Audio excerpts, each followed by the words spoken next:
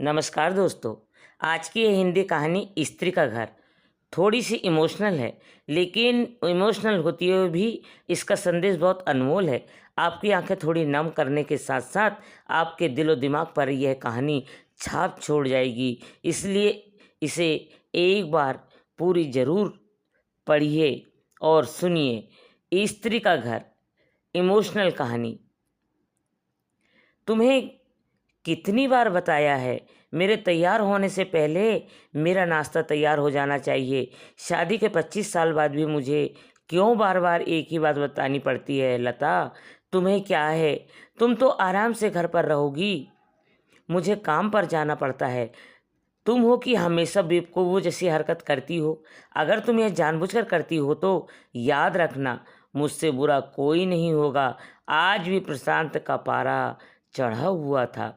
इन कटु शब्दों में अपना गुस्सा उतारते हुए, गीला तौलिया कुर्सी पर फेंकते हुए प्रशांत गुस्से से लता की तरफ देखने लगा। लता के लिए प्रशांत यह बेवजह का गुस्सा कोई बात नहीं थी। वह महीने में 3-4 बार ऐसे ही लता पर बरस पड़ता था। पहले पहले लता उसका विरोध किया करती थी, लेकिन जब कई सालों तक प्रशांत में कोई बदलाव नहीं दिखा तो लता ने खुद को ही बदल लिया। अब प्रशांत के कुछ भी कहने से लता को कोई फर्क नहीं पड़ता।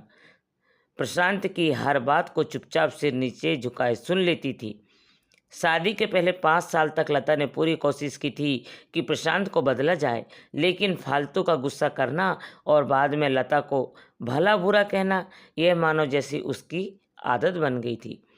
कोई भी वाद विवाद होता तो प्रशांत सीधा लता को बोल देता, अगर मैं तुम्हें अच्छा नहीं लगता तो क्यों नहीं चली जाती अपने मायके, क्यों रहती हो मेरे साथ?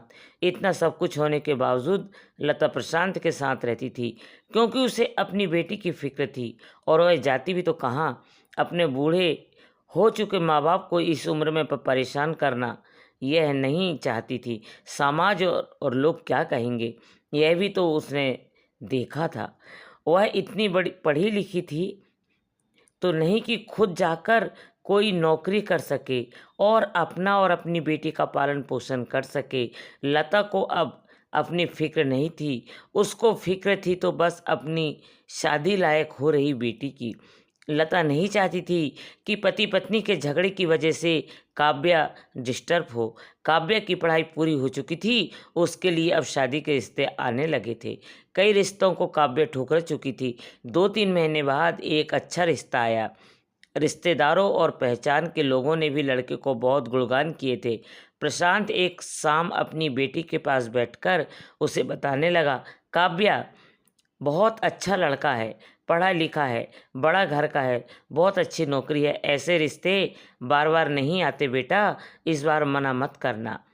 काव्या अपने पिता से ज़्यादा बात नहीं करती थी, शायद डरती थी, शायद नफरत करती थी, लेकिन आज वो अपनी पूरी हिम्मत इकट्ठा कर बोली, मुझे अभी शादी नहीं करना है पापा, मैं नौकरी करना चाहती हूँ, खुद अपने पैरों पर खड़ी होना चाहती हूँ। हाँ तो उसमें क्या बड़ी बात है? मैंने लड़के से बात की है, वह तुम्हें किसी बात के लिए नहीं रोकेगा। तुम शादी के बाद भी नौकरी कर सकती हो, वह तुम्हें नौकरी के लिए परमिशन दे देगा। प्रशांत बोला, मेरी नौकरी करना या ना करना उसकी परमिशन पर क्यों डिपेंड रहेगा पापा? काव्या ने पूछा, मैं कह रहा हूँ ना तुम्हें, किसी भी चीज़ की कमी नहीं होगी वहाँ। ऐसे रिश्ते बार बार नहीं आते, ऐसे ठुकराओ मत, बहुत खुश रहोगी तुम वहाँ।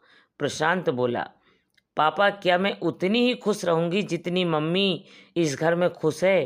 काव्या ने तेज कसते हुए कहा, आज तुम्हारी जवान कुछ ज़्यादा चल रही है। प्रशांत गुस्से से आंखें बड़ी करते हुए बोला, पापा मुझे शादी ही नहीं करनी है, क्योंकि शादी के बाद अगर वह लड़का आपके जैसा निकला तो मैं क्या करूँगी? मुझे आपके जैसा जीवन साथी नहीं चाहिए जो बिना बात के मुझ पर हमेशा चिल्लाए। मुझे कुछ भी अपनी पसंद का लेना हो तो 10 बार सोचना पड़े, कहीं वह नाराज़ ना हो जाए। मेरी तबीयत कैसी भी हो उसे परवाह ना हो। रोटी थोड़ी सी मोटी बन जाए तो घर सर पर उठा ले। उसकी चेक बुक ना मिले तो भी मेरा ही दोष निकाले और हर छोटी मोटी बात पर मुझे मायके जाने के लिए कहे। काव्या ने अपना दिल खाली करते हुए पापा से सब कह दिया। प्रशांत का गुस्सा सातवें आसमान पर था, लेकिन उसके मुंह से एक भी शब्द नहीं फूट रहा था। वो काव्या की बातें सुन रहा था। काव्या उतना ही बोलकर चुप नहीं हुई। आज पहली बार वह अपने पापा के सामने इतना कुछ बोल रही थी। पापा, आपने माँ के साथ हमेशा गलत व्यवहार किया। आप अपने ऑफिस का गुस्सा बिना सोचे समझे माँ पर उतार देते हैं। कभी इस बात की परवाह भी नहीं करते कि उन्हें कैसा लगता होगा। आपकी बातें सुन सुन माँ ने अपना स्वाभिमान खो दिया। प्रशांत आज पहली बार अपने किए बर्तावों को महसूस कर पा रहा था। वो इतने ही बोल पाया, जो तुम्हारा मन है वो करो, मैं तो इतना बुरा हूँ ना। काव्या ने प्रशांत का हाथ पकड़ा और बोली, पापा, मुझे सिर्फ एक सवाल का जवाब दे दो। क्या आप चाहोगे कि मेरा पति आपके जैसा हो? अगर आपका जवाब हाँ है तो कर दीजिए मेरा रिश्ता आज ही, और ना है तो मुझे आत्मनिर्भर बनने दीजिए। प्रशांत कुछ भी न बोल पाया और वहाँ से चुपचाप बाहर चला गया। आज उसे लता के सामने जाने में शर्म आ रही थी। चलते चलते उसकी आंखों से आंसू बह रहे थे। प्रशांत ने आज से अपने आप को बदलने का निश्चय किया। अगले दिन से लता ने अपने पति में काफ़ी बदलाव देखा। वह सोचने लगी कि जो हिम्मत काव्या ने दिखाई है, वह हिम्मत अगर मैं पहले ही दिखा देती तो शायद आज परिस्थिति कुछ और होती। अब काव्या पढ़ लिख कर अच्छी नौकरी करने लगी थी और 3 साल बाद उसके लिए एक अच्छा रिश्ता आया। और उसकी विदाई पर प्रशांत बोला, बेटा, तू हमेशा खुश रहेगी क्योंकि तेरा पति तेरे बाप जैसा नहीं है।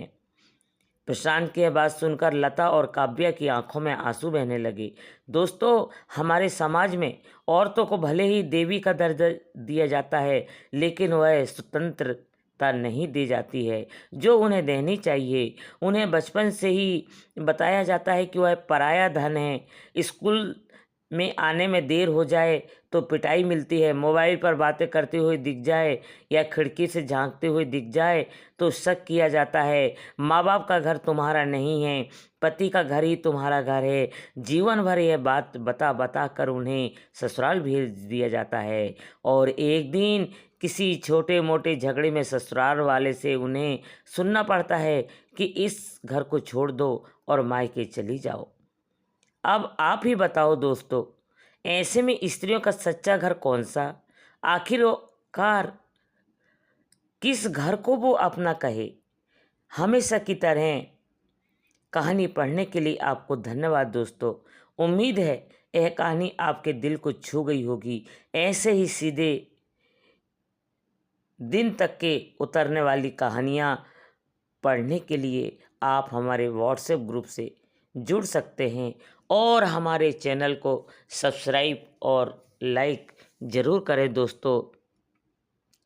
देखिए, इस महिला की कहानी जो कि एक बेटी ने अपने पापा को सुधार दिया, तो आप लोगों को कैसी लगी? कमेंट बॉक्स में ज़रूर बताएं दोस्तों। धन्यवाद।